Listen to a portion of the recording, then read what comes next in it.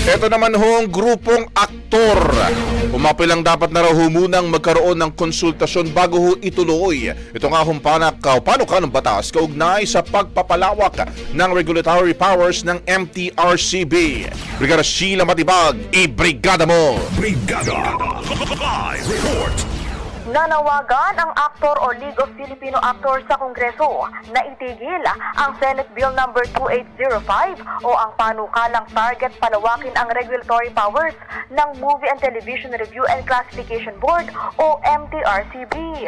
Ang hakbang na ito ay upang maging saklaw na rin ng MTRCB ang mga content sa streaming platforms. Sa inilabas na pahayag ng aktor, iginigiit nitong dapat matalakay ang hakbang kasama ang kanilang industriya upang ang anumang regulatory framework ay tunay na makapagbibigay ng proteksyon. Sinabi nitong naniniwala sila sa self-regulating industry kung saan naroroon ang accountability at mga reformang binuo mula mismo sa pakikipag-ugnayan sa industriya. Para sa grupo, ang dapat gawin ay magsulong ng dialogo kasama ang creative industry.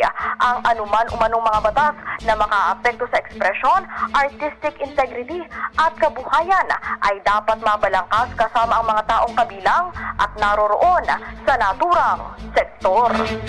In the heart of changing lives, ako si Brigada Sheila Matibag ng 15.1 Brigada News FM Manila. The Music and News Authority. Rapido, Brigada Balita Nationwide. Ang bahaging ito ay hatid sa atin ng Fast Relax. Tanggal ang sakit, ora mismo.